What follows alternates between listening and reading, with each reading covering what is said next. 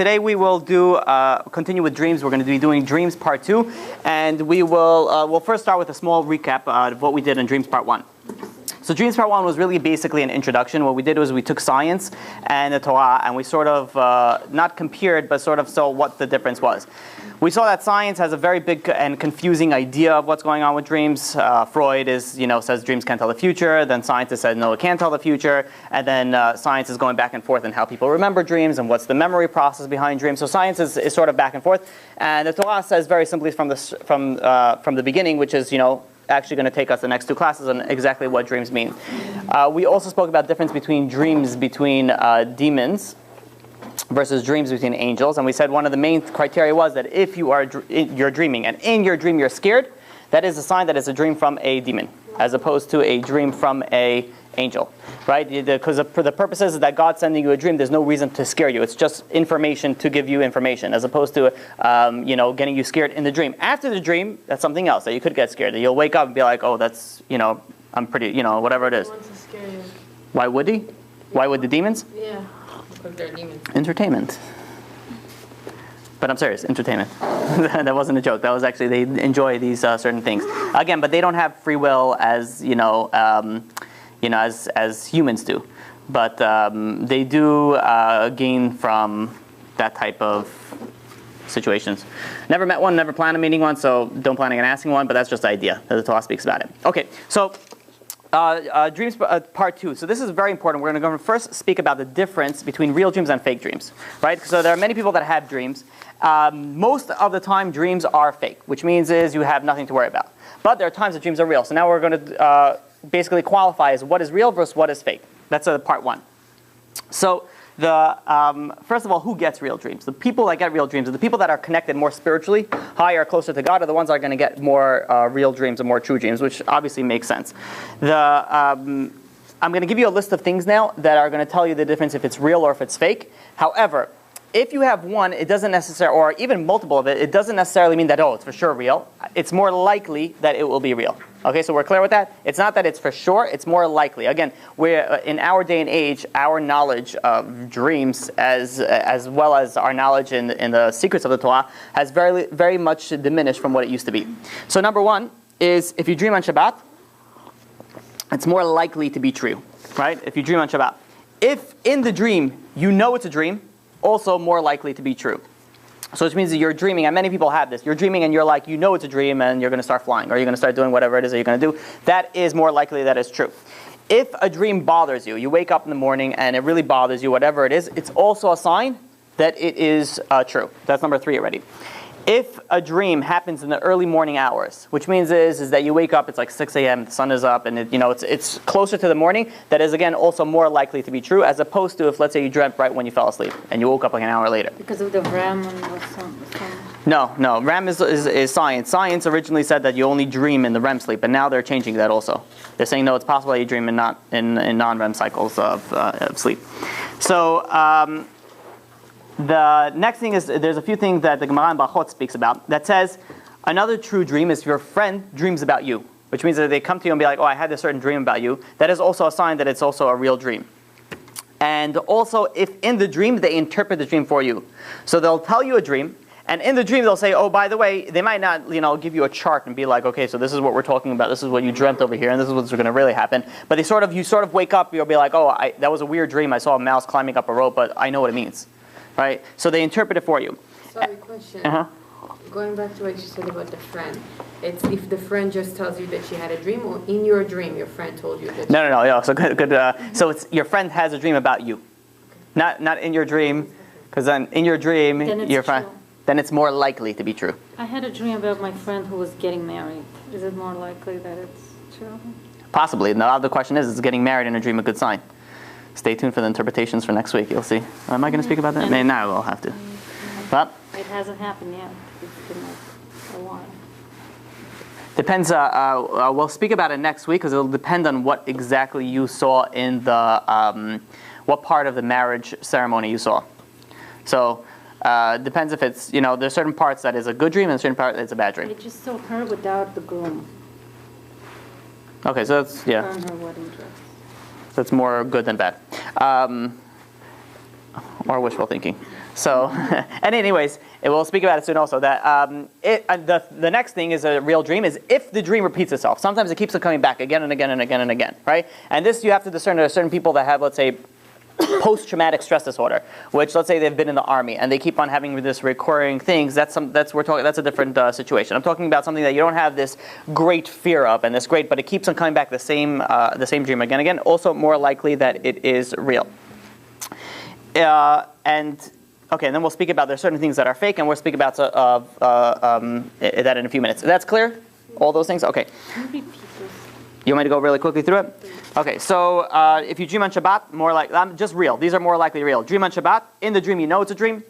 If the dream bothers you, if you dream in the early morning hours, if your friend dreams about you, if you in the dream you get interpreted what the dream meant, and a dream that repeats itself. Wait, just to clarify, if you have a dream early in the morning, it's real? More likely to be real. Wow. Yeah, more likely to be real. The Gemara Bachot speaks about that. Early hours of the Notice that I'm saying more likely pretty often, so I hope that you understand what we're talking about here, right? Because then the people are going to start opening up shop dream interpretations. Yeah, when do you dream? They follow this questionnaire, and then we'll figure out, what the. That's more likely that it's real. If it bothers you, and what else? There's a lot more else. Depends what you got. And post-traumatic. Post-traumatic. We'll talk about that soon. This other time. Okay, so there are people that they dream about what they thought about during the day. Those dreams mean nothing, right? So if, let's say, you go gown shopping for your friend's wedding, right? And then you dream of you in a gown and walking down the chuppah or whatever it is, dancing, with the man of your dreams, right? That dream means nothing, right? Because you're thinking about it all day, right? The same idea as whoever is, let's say, working like 12 hours a day and all they're thinking about is work. And then they dream about making more deals and more sales and more things like that. You're in school and all you're dreaming about is, all you think about all day is studying for your finals, and then you dream about your finals. Those are all nonsense or fake. You have nothing to worry about. Right? All the more so also, especially if we're going to speak about it when we get to the nightmares, that if somebody has certain nightmares, if they thought about during the day, then again, it means nothing. So the Gemara says that there was actually two stories. There's a Gemara in Brachot that says that once the Persian, it was actually the Caesar. Once a ruler came over to the rabbi and says, "You say that the wise people are smarter and wiser than prophets." So he says, "Tell me what I'm going to dream tonight." So the rabbi said, he says that the people that you're fighting against, which are the Persians, they're going to force you to serve their king and graze their cattle, their disgusting cattle, with a golden staff. And this ruler thought about it all day. He's like, what? How dare they? They're going to serve me? He thought about it all day nonstop. And that night, guess what? That's what he dreamt about, because he thought about it all day. And the same story repeated itself by the Persian king. The Persian king came over to another rabbi and says, tell me what I'm going to dream about tonight. So he said the Romans, who he was fighting with, are going to catch you, and they're going to make you grind dates with a gold grinder. So he thought about it all day. He was like, well, a gold grinder. And he's thinking about it nonstop. And again, that's what he dreamt about. Right? So we see from here is that if you think about something during the day, it's what you're going to dream about during the night. And again, those things mean absolutely nothing. The Chafetz Chaim, which was a very big rabbi, who passed away in the early part of the 19th century, 1900s. So that's probably the 20th century then. So he says that, he actually says one time he wakes up in the morning and he tells one of his students, and he says, we have to do a annulment of dreams. It's called the Tavat Chalam. We'll speak about it hopefully today later on. So they do a annulment of the dreams, which means is that he had a bad dream and he wanted to sort of annul it. So afterwards, one of his students came over to him and says, Rabbi, what did you dream? What was it so bad? So the rabbi said, I dreamt that I was wealthy. So you're going to be like, what's so bad about that? If a big rabbi has money, what is he going to do, right? He's not going to buy a Lamborghini, right? He's going to cruise into Shir with his Lamborghini. He's not going to do that. You're talking about the biggest rabbi in the world, right? What is he going to do with the money? He's going to start donating it to everybody who needs it. So what's the big problem? And the thing that bothered him was, it says that if I dreamt about money, it must be that I've been thinking about money during the day. And that's not good. Why am I thinking about money? I should be thinking about connecting to God. Why am I thinking about all these things? So that's what bothered him, and that's why he wanted to do the Tavat Chalam. So there's also... Though the dream was positive. Yeah, there wasn't the idea of the dream, it's the idea that led to the dream.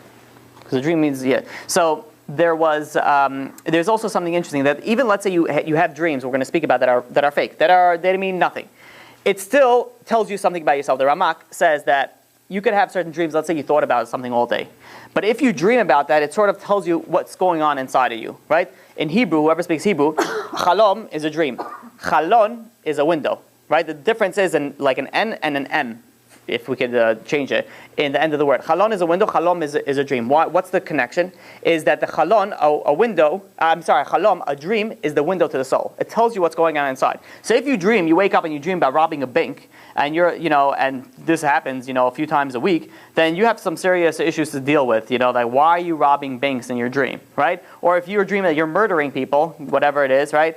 Or, animal brutality, whatever it is that you're dreaming, it tells you what's going on inside, right? So it also, even though it might be fake, it might not happen, and it's completely, but it still tells you something about yourself. I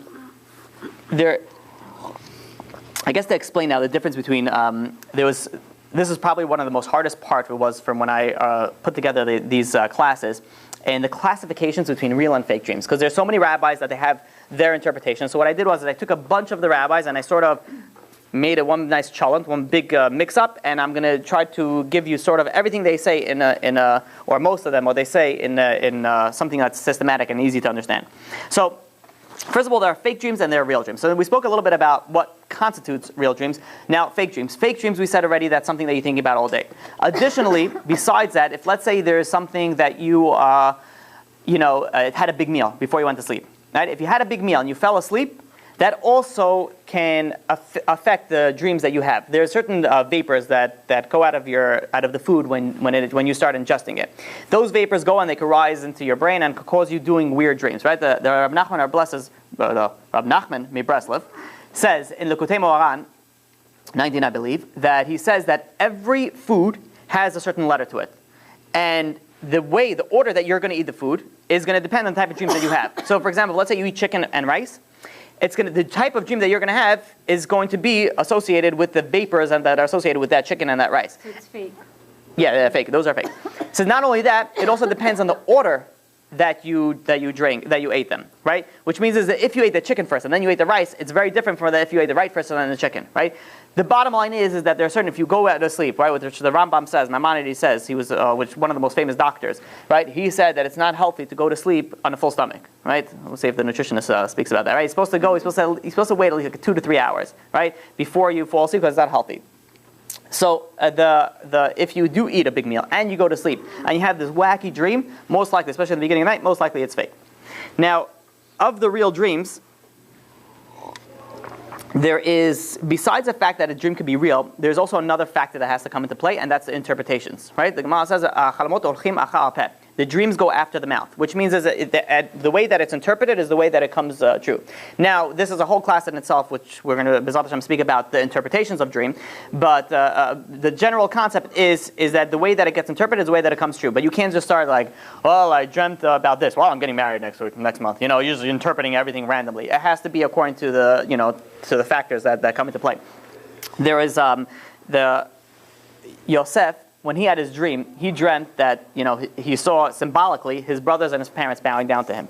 Right? When he went over and he told his brothers this dream, they said, the pasuk says, "Hamalachtim lochbanu, hameshaltim shalbanu," which means is you're going to rule over us. It's like, what do you think you're going to rule over us? He was the youngest one. What are you ruling over us?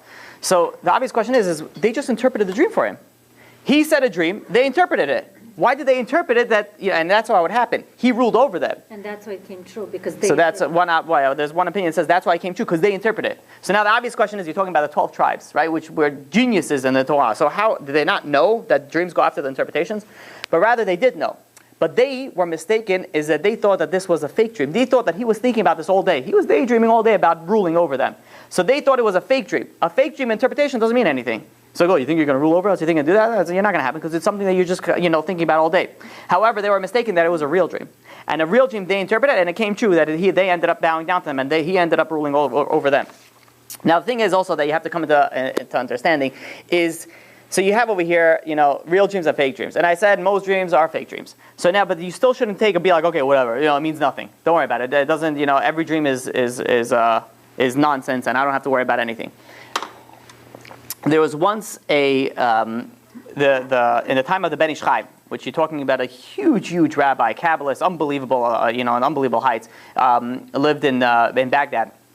So he one time he had a very interesting question that came to him. So the backstory was that there was once a guy that was a grave digger. And one day he was digging a grave, and as he's digging the grave, now, it was a very popular, cemetery, so everybody was very close to each other. So he was digging a grave, and he was digging it very close to the plot right next to it, right next to the other person that passed away. And as he's digging, he's getting really close, and suddenly, like a hand flings out into his side of the grave, right? So he sees a hand pop out, so he quickly takes it, shoves it back in, pats it with dirt so they could put the new body in there without seeing somebody else's hand, trespassing over the territory. It was like, what is this, holding me the whole, throughout until resurrection. So he shoved it back in. Thought nothing of it.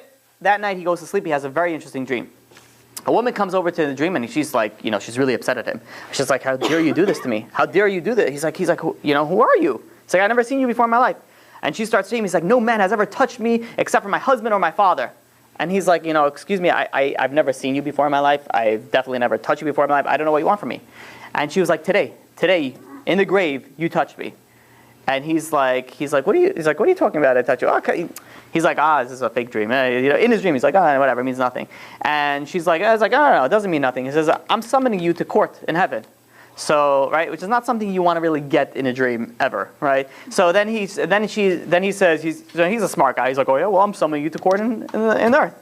So she says, make all the jokes you want. Tomorrow you're coming here. And so he wakes up, and his wife sees that something is a little bit off. She's like, oh, is everything okay? She's like, yeah, I had this weird dream. I'm sure it's nothing, but it just bothered me a little bit. So she's like, please share. So he's like, no, it's nothing, right? But she pushed him, and so he told her the dream. And she's like, listen, the dream doesn't sound so fake. Maybe go to the big rabbi and maybe, tell him what happened. So he said no, she said yes, so he went. And he goes to the rabbi, and he tells Rabbi, listen, I had a bad dream, but I'm sure it's nothing. I'm sure it's fake. I'm sure, it's nothing. But my wife wants me to come tell you, how does a man feel? It's like, my wife came and told me to get this list of things in the grocery. Where can I find all these things? These items, right? Men are sort of like a little puppy that follows whatever the woman tells him to do. Which, by the way, tells you that you have a lot of power. You have a lot of power to, direction of which way your husband's going to go to. So, anyways, he goes and the rabbi says, "Tell me the dream." So he tells him the dream, and the rabbi gets really serious, and he says, "What was the name of the woman on the grave?" So he tells her the name, and he's like, and he's like shaking his head. So there's like, well, what's the problem? He says, listen, against this woman, I can't do anything against her. He's like, what do you mean? So he tells us, this woman was one of the most righteous women in Baghdad. And he's like, okay, so I could go home, nothing. And the rabbi says, no, listen, there's nothing that I can do. And then he starts getting really nervous. Like, what does that mean? He says, does that mean what she, and he couldn't even finish the sentence. So the rabbi said, listen, we'll say Kaddish for you. We'll learn for you. What do we want? And he's like, he was like, what are you serious? And the rabbi said, listen, I have no jurisdiction over her. She was an unbelievably holy lady. If that's what she did, I can't say anything. And the story goes on, he died that day. And who knows what happened when he went into the next world. So even though most dreams are fake, don't just dismiss everything as nonsense, as, most of them are. Most of them, and in general, are, but we'll speak about the nightmares and bad dreams and how to deal with them. So now, yeah. How is that fair? How's what fair? It was his job. He saw the hand. He put it back. You have to have respect for the dead. It's a very, very big. It's kavod amet. What was he supposed to do? Respectfully do something, and he didn't do it respectfully. Nobody gets taken up early, or it's always by your time. You don't get punished for something which is like it's not fair, or the very famous philosophical Israeli statement is zelofer, right? Which means it's not fair. It should not be ever in a vocabulary. There's no such thing as it's not fair. If it happened, there must have been a reason for it. Which means if God sent this situation to that person, then that is the best thing that could have happened for that person. There's no such thing as, maybe really they deserve it. Really, absolutely not. Obviously, it had to happen. And kavod amet, to have honor for the dead, is a very, very it's a very serious thing. Because he didn't put her hand back. Respectfully, he put her hand back. How do you do it respectfully versus how he did it, like? Cemetery 101. I don't know. You have to first ask mechila. You're not allowed to, it's a big thing also. You can't just uncover somebody. If let's say you want to move a grave from one place to another, it's not so simple that you just pick it up and just move it. Especially in Israel. Israel, there's no coffin. In America, they make you have a coffin because of the law. But even in America, there's a hole in the bottom that it's open a little bit, because of so that the worms could get in, basically. He knew the laws. I would hope so. I don't know. I can't tell you He who. works in the cemetery. You would hope so, yeah. But He again, wouldn't get punished as much if he didn't want to know. yeah, then there's a shogeg, right? By accident is something else. But that's also, there are many people that mistakenly think that, okay, if I don't want to know anything about Shabbat because then I'm not going to keep it anyway. So then if I know about it, it's going to be even worse. That's like the dumbest thing. It's like, I don't want to know if this is going to kill me, this cup of poison. So just don't tell me, and then I won't know. It doesn't matter. It's going to kill you regardless of whether you know it or not. So the same idea is that people think that they're going to push away the fact of them not knowing the laws of the Torah, that it's not going to bother them so much, right? There is a certain idea of it, Tinok Shenishba, but in the majority of cases, people are very mistaken, think that they have an excuse. But like some people, let's say carrying, some people go by that and some people don't. Right. Shabbat. So then you have something to rely on. So then by carrying it's okay? Yeah, if you hold according to the rabbis that carry, then by all means carry. There are many Hasidim that carry. Right. In ballpark, everyone carries. But if you listen to your rabbi that told you to carry, you have to listen to him when he tells you anything. Yeah, don't go start shopping around. Yeah. I don't like what you say over here. I have this reform person that I know, is a woman, Rabbi Ellen. Well, Come. obviously, Hasidim don't have a reform rabbi. Yes. So you have Go something by to that. you have something to rely on. Generally, most people do not carry in Flatbush. That's a general consensus. However, there are people that do, and there is something to rely on. I guess you could say, depending on you. You have to figure out what the. But most rabbis, most big rabbis, they say better not to. Okay, so now. Where are we? Oh, so now we spoke about real dreams. Now, of the real dreams, we're going to split a little bit of hairs over here. Of the real dreams, there are prophetic dreams and there are just general real dreams. Now, I'll explain the difference. A dream of a prophet, as an example, is a dream of Jacob, or the dream of Daniel or Solomon. The ordinary dreams are dreams of Joseph, and we're going to explain this. The dream of Pharaoh, the chief cup bearer, and the baker, and Avimelech. Those dreams are real dreams versus prophetic dreams. Now, what's the difference? First of all, a prophetic dream only comes to the righteous, right? Somebody who's Mechalel Shabbat can forget about getting a prophetic dream, right?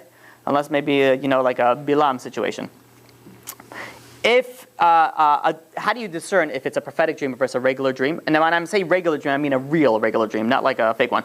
A prophetic dream has God's name mentioned in the actual dream, right? It's not, so the idea is that the Torah, for example, Yaakov, it says, "V'hinei Hashem nitzav alav." It says, and God was standing over him. God was in the dream. So when you have that, that's a prophetic dream. As opposed to all the other dreams in the Torah, while they are real, they are not prophetic. Now, what is the difference? Which one is a real dream? So Paro's dream was a real dream, not a prophetic dream, but a real dream. Yosef, the Avimelech. You have the. I thought Yosef was prophetic. No, Yaakov was prophetic. This is according to Shlomo Almoli, right? So now additionally that makes a difference on the impression that it makes on the person. Which means if a person remembers a dream so vividly, like he was awake and he never forgets it, that's a prophetic dream. As opposed to over time he forgets it, it gets blurry, he wakes up, or she wakes up not so familiar about everything. That is it's possible that it's real, but it's not prophetic. The next difference is that in a prophetic dream, the dream may be given in a parable or in a symbolic form, but right away the person that's dreaming knows exactly what it means. So not only was it interpreted, but it was given to the T, exactly, he knows what everything is talking about. So a prophetic dream means that the person that's dreaming it knows exactly the interpretation of what will happen. Yes, but all the criteria, not just one. Remember we said before, there's more likely to be real. A prophetic dream has all these criteria. And lastly is that in a prophetic dream, there's nothing nonsense in the dream. Everything is true in that dream. Okay, so now what happens if you get a dream that keeps on coming back? What does that mean? That it keeps on coming back again and again and again and again. So if it keeps on coming back, it could mean one of two things, and it depends how it comes back. If it comes back exactly the same, that you see it every single time exactly the same, all it's doing is it's validating, it's telling you its veracity, that it's real. Like, stop ignoring it, this is something you have to deal with, right? Which shows that it's real. However, if it comes back with every time a little bit of different, variance. There's something different in this dream and there's something different in the dream. You have the same basic idea of the dream again and again, but every time there's something else. So that type of dream is not only telling you that it's true, but it's also telling you that every time you can interpret it differently. That's giving you basically additional pieces of information. Make sense? Okay. So that's basically the details. Now let's summarize what we're talking, what we said up here. So first of all, you can have fake dreams. Fake dreams, again, we said if you think about it all day, or if you ate a big meal and you're exhausted and you fell asleep, you went on a crazy hike and you didn't stop walking all day and you fall asleep and that from exhaustion. Those dreams are fake and they have nothing to worry about. Then you have a prophetic dream, right, which we spoke about. Then you have a real dream, which goes after the interpretation, which means it depends how you interpret it. And then you have a dream that we spoke about in the first class, which is based off demons, right? And the dreams from demons, it depends, right? Sometimes it can have truth in it. Most of the time, it does not have truth in it. Okay, so but the Zohar does say that the majority of the dreams are vanity, which means you don't have to worry about it. Now, here's an interesting question I get a lot. What happens if you don't dream, right? Some people say, I haven't dreamt since I was 12, So there's two things to that. First of all, we spoke about in the science perspective of it, is that you dream, it doesn't always necessarily mean that you'll remember it, right? So, but the Torah says the Gemara says if you don't dream for 7 days, it's not a good sign. Now what's a problem of not dreaming in 7 days? So the Vilna Gaon explains it beautifully. He says, life is like a dream. And he says, how do you explain it? How do you explain that? Let's say you're dreaming, and in your dream, you are, flying. Right? I like using this example because I think it's very out of it. Right? So in your dream, you're flying, and then you land, and you can't take off again, and you're trying to fly again. Right? I'm not talking about flying an airplane, and I'm not talking about doing it. You're just like Superman, stick a fist up, and then it just takes you wherever you point. So if you in the dream you're like, I don't understand why I can't fly, and it's really troubling you. You'll be like, I just landed. Why can't I get back up? All the dragons are coming after me now. How come I can't escape? Right? And you can't understand what's going on, and it's really bothering you. And then suddenly you wake up and you'll be like, oh, of course I can't fly because it was a dream. It's all fake. The same idea is you have to realize how this world is. This world, you think there's so many things that are real. You think, money is real, and this is real, and this, and clothing, and you have to buy this, and nice house, nice cars, nice all these things. You think all these things are real, and you go after all these things. And then suddenly, there's a day comes when you die. And that day comes when you die, you sort of wake up and be like, what? That was all fake? It's like all the things that I pursued made absolutely no difference, and actually, it didn't make a difference. It didn't matter. I chased after the wrong things. I didn't spend time with my family. I didn't achieve, the spirituality that I needed to. I didn't do good. I didn't give charity. I didn't do all these things. Meanwhile, you chased all the fake stuff. That's the same idea how a person has to feel. A person has to feel that life is like a dream, right? We say this in Nisanet Tokef, in the high holidays. That life is like a dream. Life is like a dream. You have to realize that suddenly you're going to wake up and you're going to realize that you wasted a lot of time and you have nothing to say for it, right? And everything that you chased after was just fake, just like a dream.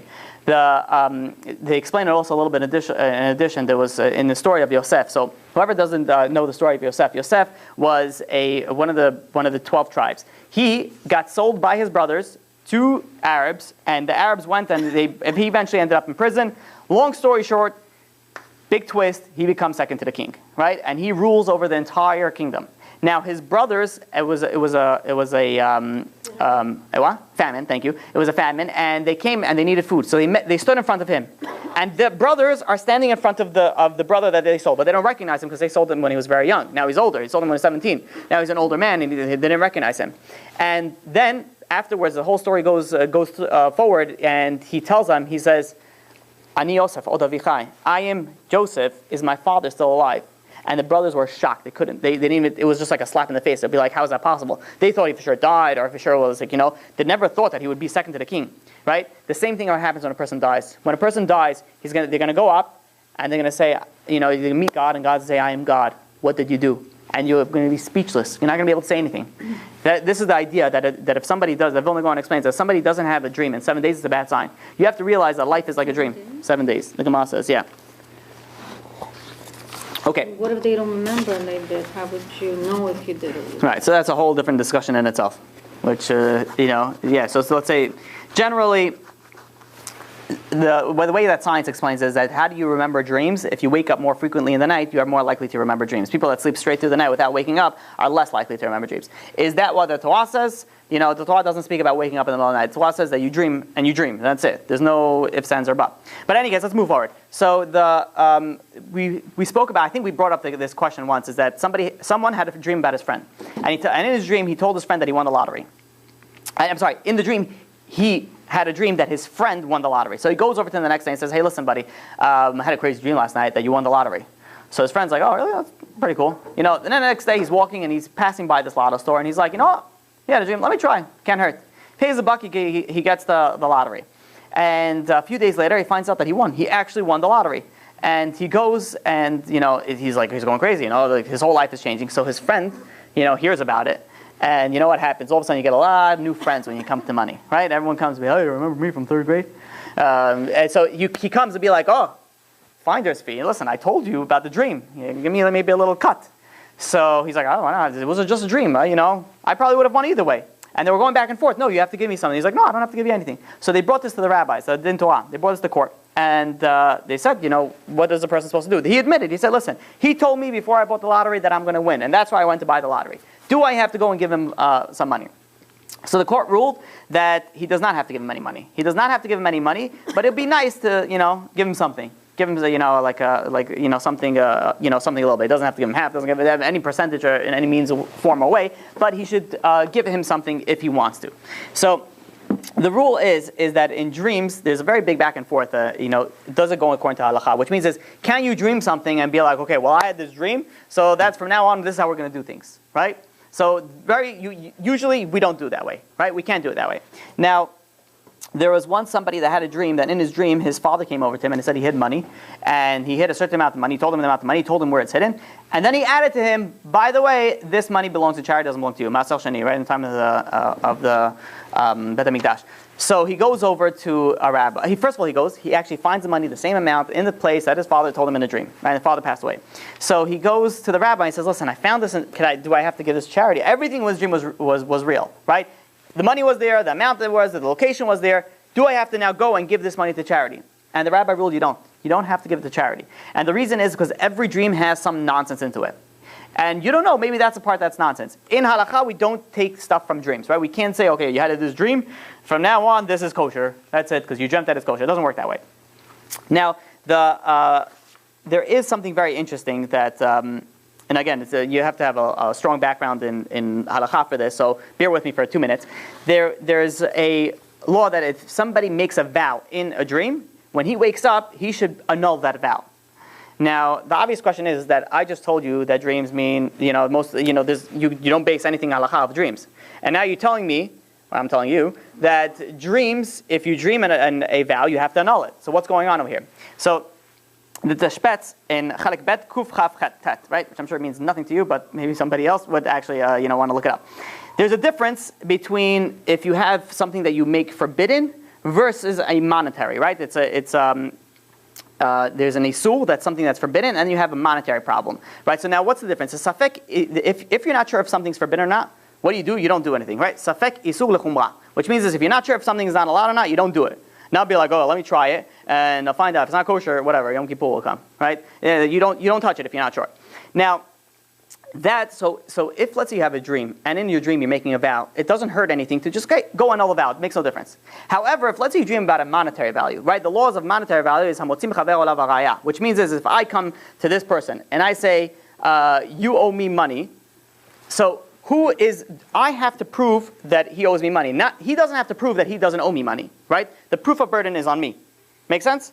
Right? As opposed to I say you owe me money, okay, now you tell me that you don't. No. You have to prove first that you owe me money. Right? So this is a very big difference. If let's say you have a dream and says, oh, this guy owes me money, be like, oh, it doesn't work that way. What do you mean? Just because you had a dream you owe him money, you think he's going to pay you? Now you could say, okay, well, it's $5. But what happens when I had a dream that's $10 million?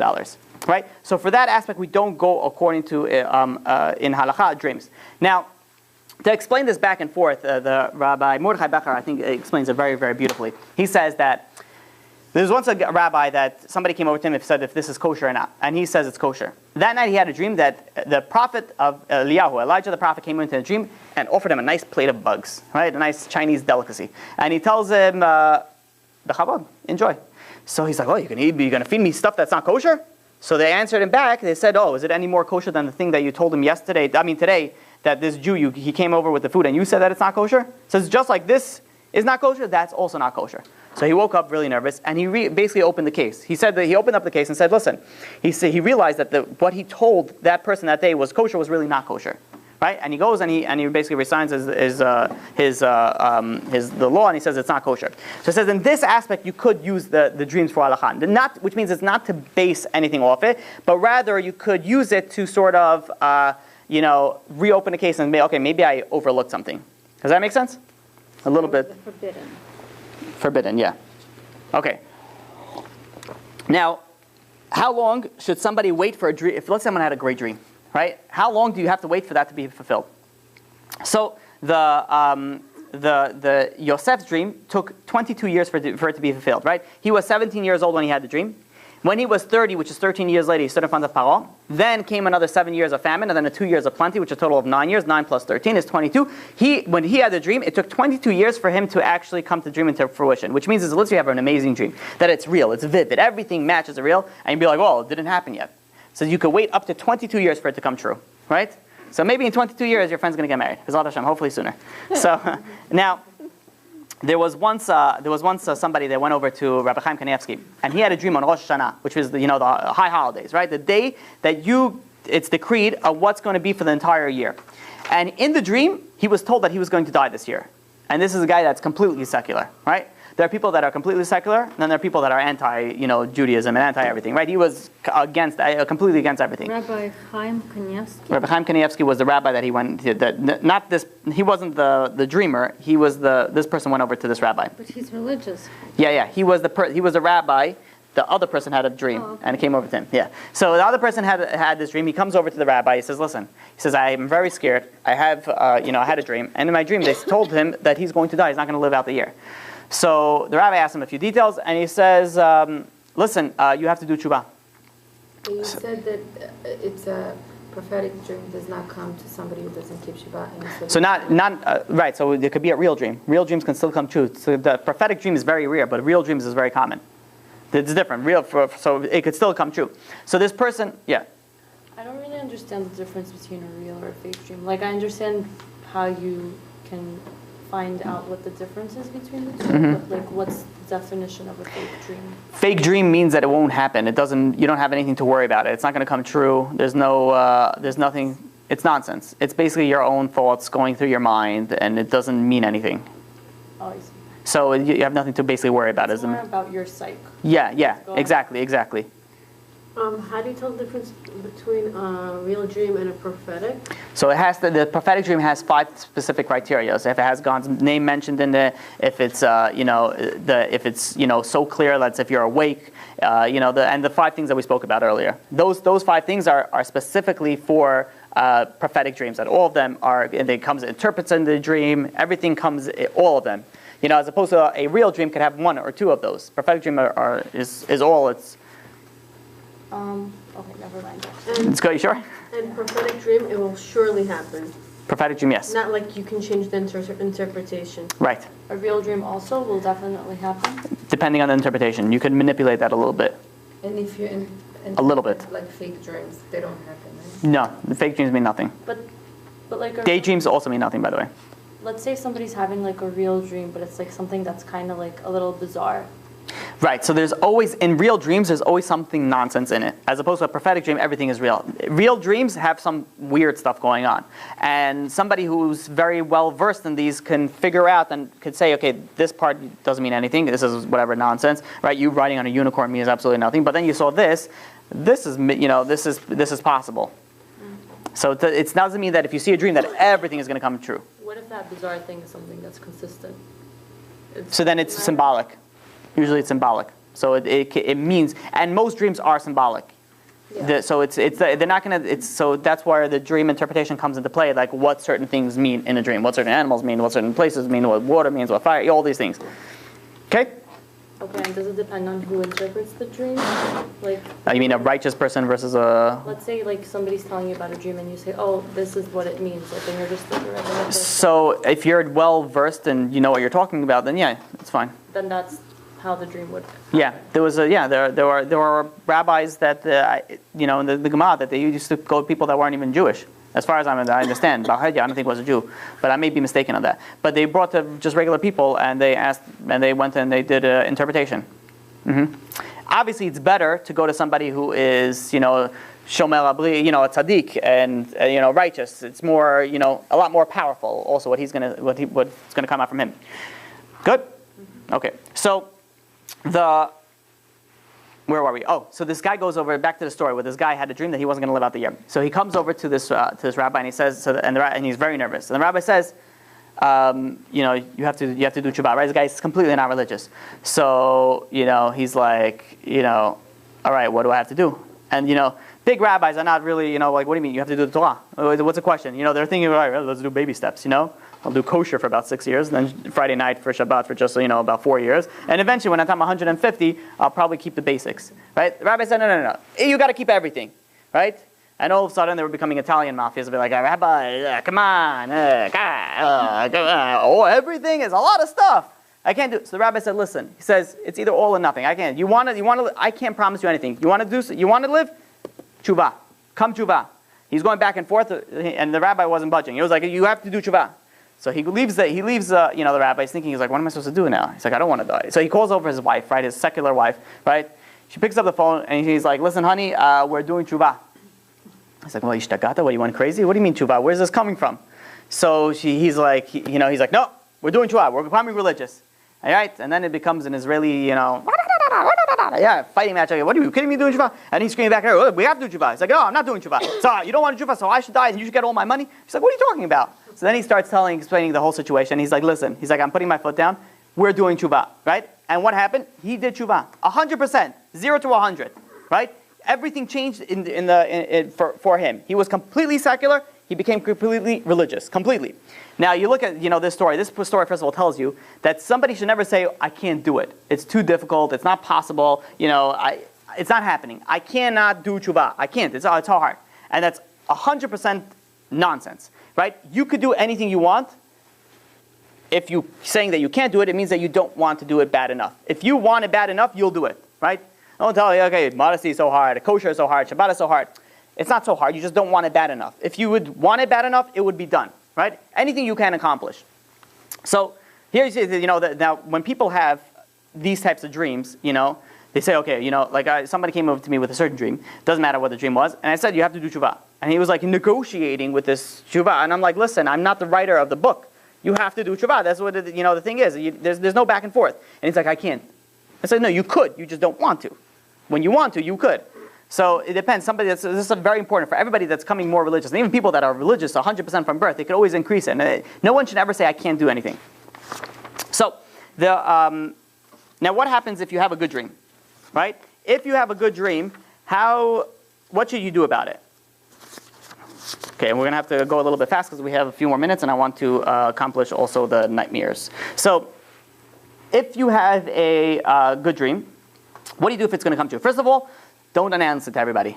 And be like, hey, I just had a dream and went to interpretation and I found that I'm getting married this year, so everybody go on a diet. Right? Don't say that. That is, you're starting announcing to the whole world and it's not good. Right? I'm going to win the lottery, guys. I had the dream like 6 times. It's going to happen. Right? So line up right now. The more that you start telling it, the more that you have an opening for an evil eye, and the more that it's less likely that it will happen. Number 2 is pray. Pray that the good dream will come true. And number 3 is don't forget about the dream. Always remember it, right? Like Yaakov Avinu v'shamar hadavar. Yaakov remembered the dream. There is now. How do you tell if, let's say, a dream is going to be delayed? Right? You have a dream and you want to know, how do I know if it's going to come fast or it's going to come slower? It's going to come in a few months, a few weeks, a few years. So there's a few ways to tell. Number 1 is, first of all, a righteous person is giving an advance warning on his, of what's going to happen. Which means he will give a lot more time, God will give a lot more time to the righteous person than a wicked person. Let's say a wicked person gets a real dream. That dream is most likely going to happen soon.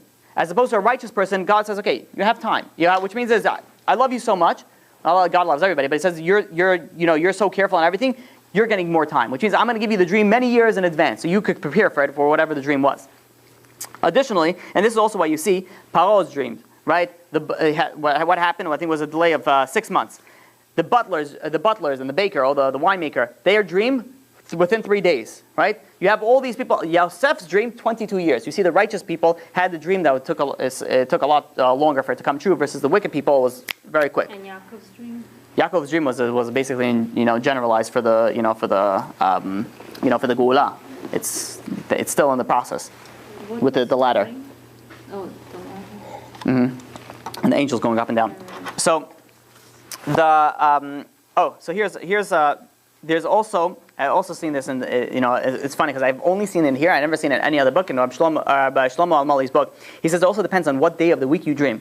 If you dream in the first 4 days, Sunday, Monday, Tuesday, or Wednesday, then the dream will quickly come to pass, either on the day of the dream or within 3 days.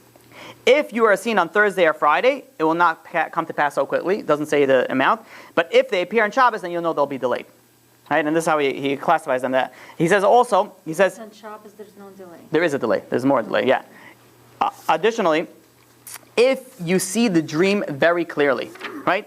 The more clear it is, the more quickly it will become fulfilled. As opposed to the more blurrier and the more unclear it is, the more in the distant future it will be. Right? And the same idea is also in the how you remember it. If you dream multiple times, again and again and again, not only did we say before that it validates its veracity, how real it is, but the more times you see it, the more sooner you know that's going to happen. There's also that if somebody has a certain dream and they tell you this whatever this dream, you have to come and put into factor that in their life does it make sense, right? A little kid has a dream that he's flying a plane, right? Even if it's a real dream, it's not happening. Maybe he's going to be a pilot when he grows up, but it's not happening in the next few years, right? He's 7 years old, right? He's hopefully not flying a plane anytime soon, right? So you have to come into take all this into the factors. That's why Yosef, he knew that the kings, the Paro, was supposed to have a party in 3 days. He knew all these things, so he put it all together and says this could happen in 3 days, and that's why he gave them the interpretation of 3 days. So now, in the next about 13 minutes that we have, I would like to speak about bad dreams, nightmares. Any questions so far? No? Okay, good. So there are certain dreams that are bad. The Torah says that are bad. Now, people are very mistaken, and we'll see that next classes, where they think certain dreams are good, are really bad, and they think certain bad dreams are really good. So one of the things is, for example, if let's say you see a tooth fall out. If you see a tooth falls out, that's a very bad sign, right? It's not a good sign at all, and some people even fast for that.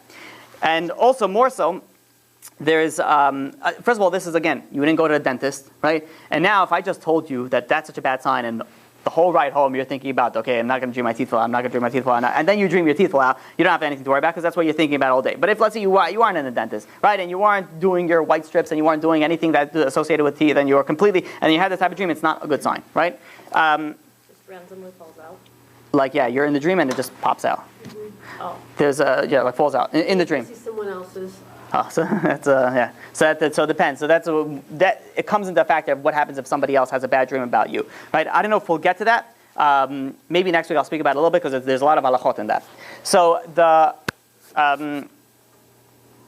okay. So now people think that bad dreams are really bad, but in essence they are really good. Why? Because first of all, what does a tooth fall out represent? I'll give you one tip for the next thing in the interpretation. A tooth that falls out is usually a death of a family member, right? So that's why it's considered not a good sign. So if they're showing this to you, why are they showing this to you? Be like, hey, start freaking out right now, right? And enjoy the rest of the day, right? There's a reason why they're giving you a bad dream, right? Why? Because you could do something about it. If you cannot do anything about it, then they wouldn't give you the bad dream. So in essence, a bad dream is really good, because it's telling you what's going to happen in the future, and it tells you that you could change about it, right? How do you change it? That's what we're going to speak about now, and also, obviously, the main thing is tshuva. The main thing is tshuva. That's how it changes it. So, the Chatam Sofer says that if, let's say, someone has a bad dream, is really nervous about it, right, and it's in the symbolic form, he should fulfill it in a certain way. So, for example, if, let's say, somebody had a dream that the door of the house fell off, right, and this is one of the interpretations of it is that the wife dies. If a man has this type of dream, he's really nervous, right? Hopefully he's not happy, right? He's really nervous about this dream. So what he does is he literally takes the door off the hinges, takes it off for a second, and puts it back on. So he sort of fulfilled it in a certain way, right? So the same idea when there was once somebody that cursed a big rabbi, a witch, cursed a big rabbi. And the rabbi did, what was the curse? The curse says is that your chair should be turned over, right? Who did the curse? Rav Huna. He says, yeah, your chair should be upside down. It's a symbolic thing for mourning. If you ever notice that you go to a Shiva house, people sit in a very low chair, right? Symbolic of the chair upside down. So she cursed him and says, you should sit in a chair that's upside down. So he wasn't nervous about it. He went home. He turned his chair upside down for a second, sat in it for a second, got up, and he says, fulfilled. It's done. So that's something that you can do also if you have a certain bad dream. Now, I'm not saying pull out your tooth if you have but that's done, right? And 4 years, you have no teeth on the side over here. Huh? Just put the chair upside down. Yeah, exactly. So, okay, so the now what to do how do you remove a bad dream? How do you go and remove a bad dream? If you have a bad dream and you don't want it to come true, how do you get rid of it? So, number one is fasting, right? You actually fast. Fasting is very good for a bad dream. We're going to speak about it too. I'm going to tell you, let's speak about each one in particular. Fasting is not only are you allowed to fast, and you should fast for a bad dream, even on Shabbat. Shabbat, you're not allowed to fast for anything. But for a bad dream, let's say you had a bad dream Friday night, you could fast all Shabbat. 24 hours? No. Till the night. Till the stars come out. So, now, not only that, now there's a problem because you're not allowed to fast on Shabbat because you have to enjoy Shabbat, right? So this is also, but this is also like, when can you fast? Only if it's an enjoyment for you to fast, which means the dream bothers you so much and you really, really want to do something about it. You're so sick to your stomach, and the only thing that you're going to enjoy is by fasting, because then you know that you're doing something about it. So the fact that fasting is enjoyment for you. This is on Shabbat as opposed to during the week. So that type of a person could fast on Shabbat. However, now they have a problem because they fasted on Shabbat. So how do they make it up? They have to go and now fast another day in the week to make up for the fast on Shabbat. And halacha is usually should be Sunday. But if you can't do back to back, so then you just you do during the different day of the week. You fast on Shabbat and then you fast on the. You fast again on the other. Now, fasting itself doesn't help. Fasting itself doesn't do anything. If you're fasting, the point is for tshuva, right? If you bring a korban, you bring a sacrifice, and you don't do tshuva, it doesn't do anything, right? The whole point is introspection, right? That's why the people that go nowadays and they fast, and what do they do all day? They watch like 4 movies because they can't move, they can't do anything because their stomach is growling because they haven't eaten, in like 6 hours, right? So the whole point of a fast is for introspection, to see, okay, what do I need to change about myself? And you're correcting yourself. That is the main purpose of a fast. The main purpose is to change yourself, to do tshuva. So so that's ideal. That's what has to be done in a fast. Now, very briefly, let's say you have a dream in the middle of the day, you take a nap in the day. What does that mean? So during the week, you don't have to worry about it. On Shabbat, if it's a bad dream, you could fast for the remaining of Shabbat. So if let's say you fell asleep at 1 and you woke up at 2 with a bad dream, you fast until sunset, and then till the stars come out, and then you break the fast, and then again you make it up the same way. Right? I'm going a little bit fast, but I think that's pretty clear. What types of dream you have to fast for? What are bad dreams that you do have to fast for? So, I'll give you some of them that Juhuro brings down. If you see a Sefer Torah or Tefillin being burnt, you see them being burnt on fire, that's a bad sign, that's a bad dream, and you need to fast. And again, there's other things that you can do if you don't want to fast, and you can fast, and we're going to speak about that. If you see yourself on Yom Kippur at Ne'ilah, which means is you see yourself on the holiest day of the year, you see yourself fasting, you see yourself praying. That's not a good sign. Why is it not a good sign? Because what happens on Yom Kippur? You get forgiven for your sins. Now, if they show you in a dream that you're getting forgiven for your sins, that means that you are in need of getting forgiven for your sins, which is not a good sign. This is the same idea as why if you're in the dream and you see yourself in the chuppah, getting actually married is also not a good sign. Why is it not a good sign? Because somebody who gets married also, one of the things is you get all your sins erased, right? Which is a whole class in itself. It's not just magic. You get married 5 times, you just erase everything. Right? It doesn't work that way. But but the idea is that if they're showing you that to you, that means that you have a need to get your sins erased, which is not a good sign. Next is if you see the rafters or the ceiling of your house fall down. Right? This is also not a good sign, and you should also fast for that. Okay, and there's other ones, but maybe we'll speak about that next week. Right? And the teeth falling down also, some people also fast for that. So that's one thing that you could do is you could fast, right? The next thing that you could do is in Birkat Kohanim, when you go to the synagogue and during certain parts of the prayer, the Kohanim go and they make a blessing for the entire congregation. During that part, in certain holidays, you're able to say in the Shalosh Hagidim, you're able to say things that are actually annulment of it annuls the you're on the. Now you can get like 500 emails on Shidduchim from Torah or anything. So, no, it's not a problem. I don't care. Yeah. So, so now,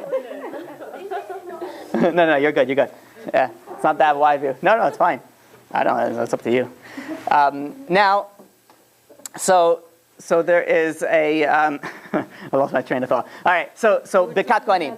Yeah, Birkat Kohanim. There's a thing that you could actually say for bad dreams. For bad dreams, and annuls bad dreams and say to come true. At a certain time. Yeah. And also if the Kohanim. If the Kohanim there, yeah, it's not. Yeah, you have to do in the synagogue also.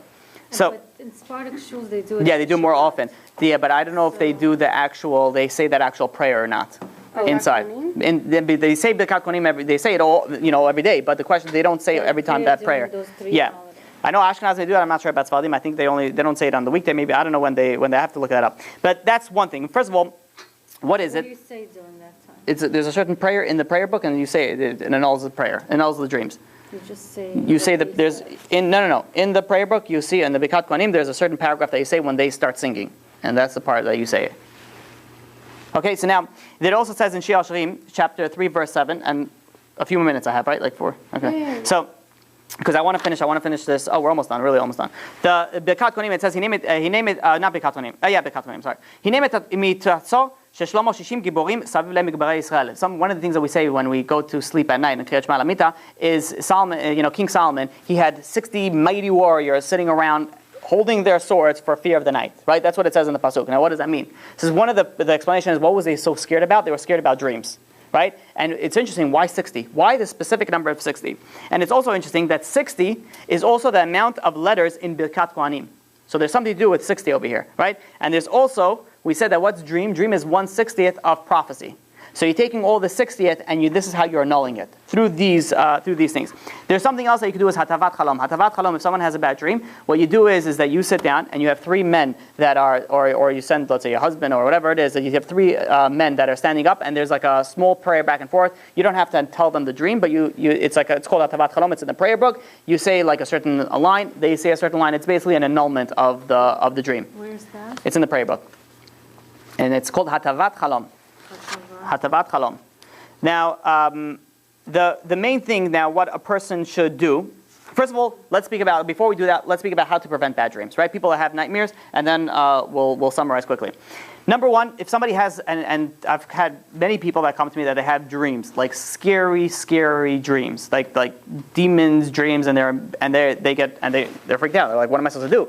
So here are some tips of what you should do if you have bad dreams, or even if you don't have bad dreams, but you want to have good dreams. And it's always good to do. No. We're not talking about if you dreamt yet. We're talking about before. Preparation of not to have good dreams. Number one, before you go to sleep, say Shema al Mita, Kriyat Shema al Mita, which is the bedtime Shema, before you go to sleep.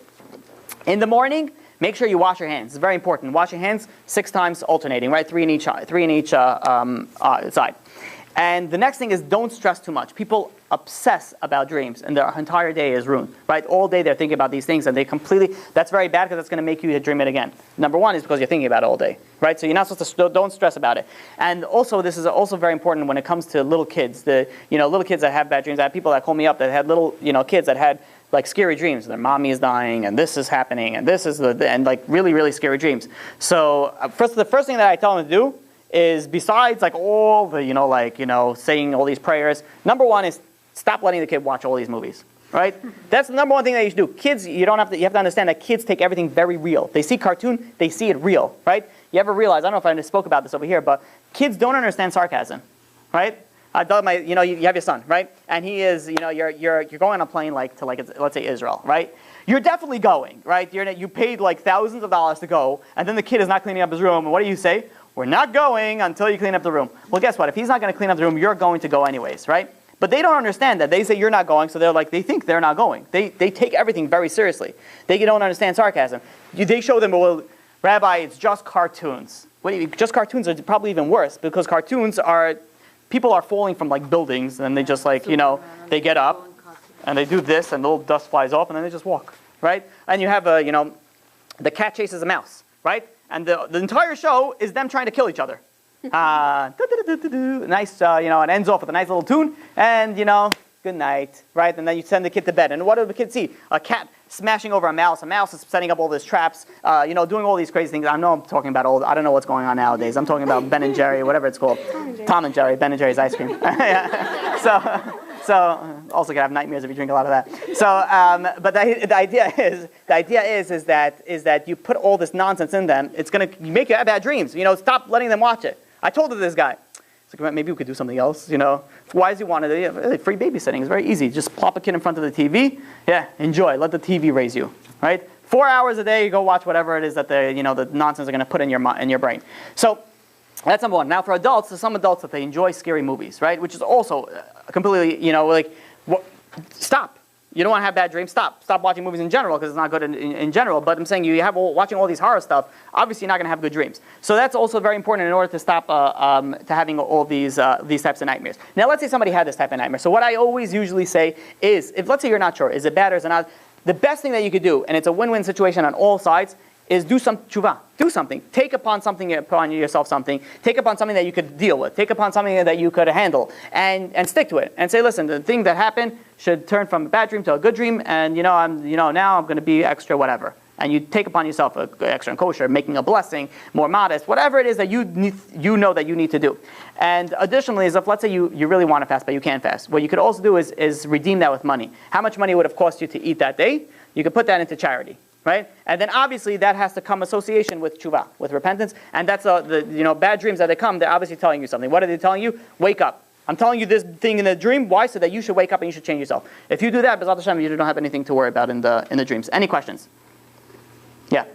I heard if you have a bad dream, you can also light a candle and the next day in the morning. Could be. I've never really. It's possible, but I've never seen that written anywhere inside. What is the candle going to do? I don't know. So I'm not familiar. It's possible, but I haven't seen that inside.